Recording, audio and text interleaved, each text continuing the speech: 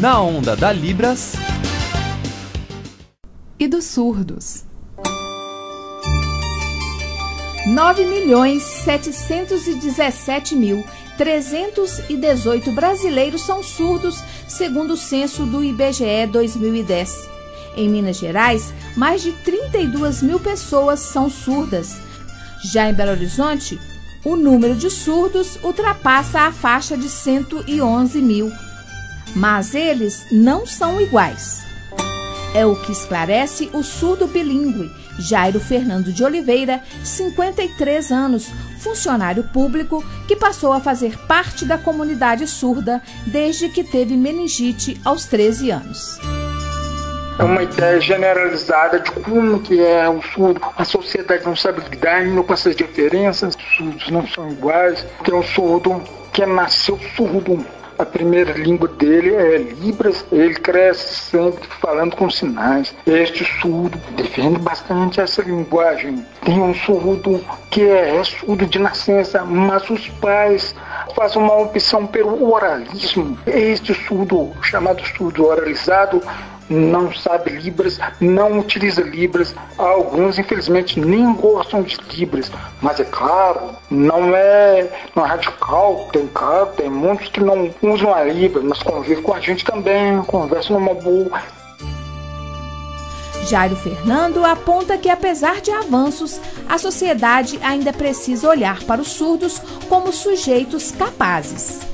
Os surdos estão entrando em faculdades, universidades, temos hoje professores surdos, trabalhadores surdos. O nosso único problema é a barreira da comunicação.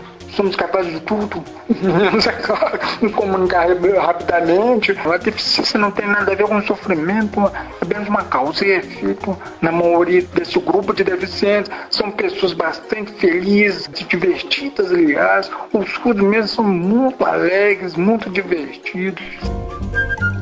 Diferentes olhares sobre os surdos envolvem duas concepções ideológicas sobre a surdez e as pessoas com surdez. É o que esclarece a tradutora-intérprete que coordena o Núcleo de Comunicação e Acessibilidade da Universidade Federal de Minas Gerais, Cristiana Klinza, graduada em Letras Libras pela Universidade Federal de Santa Catarina. Uma que é a concepção socioantropológica, onde o surdo se vê como uma pessoa, assim como outra qualquer, mas ele tem uma diferença que é linguística e cultural. Ou seja, ele se define enquanto minoria linguística que utiliza uma língua própria, que é a língua de sinais. E tem a outra que é a ideologia clínico-patológica. E aí eles utilizam mais a nomenclatura deficiente auditivo. A sociedade, de uma forma geral, tem a mesma ideologia que a concepção clínico-patológica, que é a concepção que reina na definição da surdez enquanto patologia, enquanto doença, enquanto algo a menos.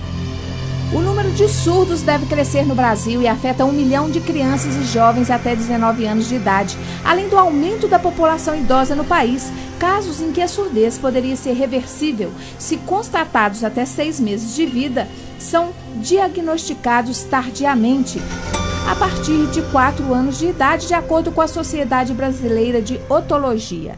Isso apesar da Lei 2.303, que prevê desde 2010 a obrigatoriedade da realização gratuita em hospitais e maternidades públicas do exame popularmente conhecido como teste da orelhinha em recém-nascidos. O teste está totalmente implantado em Belo Horizonte e sendo expandido pelos municípios mineiros por meio do Programa Estadual de Triagem Auditiva Neonatal, que existe há 3 anos em Minas Gerais.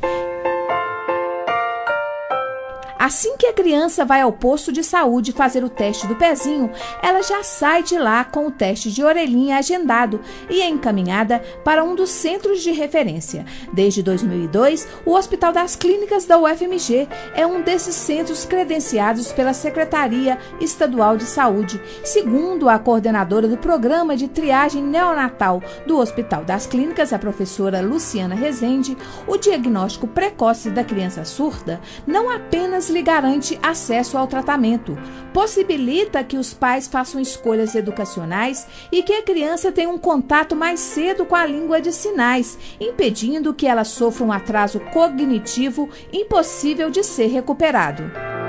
no Hospital das Clínicas acontece não só a triagem, como o diagnóstico, o acompanhamento e o tratamento das crianças que têm perda de audição. Tudo isso é gratuito, tudo isso é feito pelo SUS. Então a gente aprende a falar a partir da audição. Quando a criança não ouve, ela demora para falar, aí vai ter problemas na escola, alfabetização. Com os pais descobrindo logo ao nascimento, eles já têm possibilidade de oferecer um tratamento para a criança e fazer as opções educacionais que eles optarem, né? Pelo ensino de Libras, pela educação regular ou especial. A grande preocupação na comunidade surda nesse momento é o que vai ser feito a partir do diagnóstico.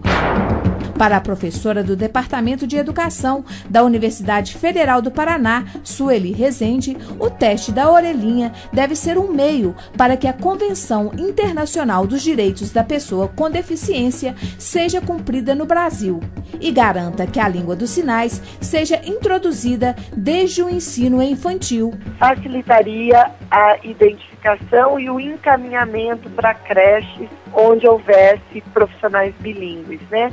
O município é responsável pela educação infantil bilíngues, escolas bilíngues para surdos, né? Então, é suprida essa necessidade. De 0 a 6 anos, as crianças concomitantemente aprenderiam português na sua modalidade escrita. Esse é hoje a grande diretriz política e reivindicação dos movimentos surdos, não só no Brasil, como mundialmente. E a criação de escolas bilíngues em todos os municípios para que isso fosse acessível às crianças surdas, que são praticamente 1,5% da população. Cerca de 20% das crianças com idade pré-escolar possuem algum grau de surdez, que varia de 1 a 3 crianças em cada 1.000 nascimentos. Já em bebês da UTI neonatal, a variação é de 2 a 6 em cada 1.000 recém-nascidos. Soraya Fidelis para o UFMG Educativa.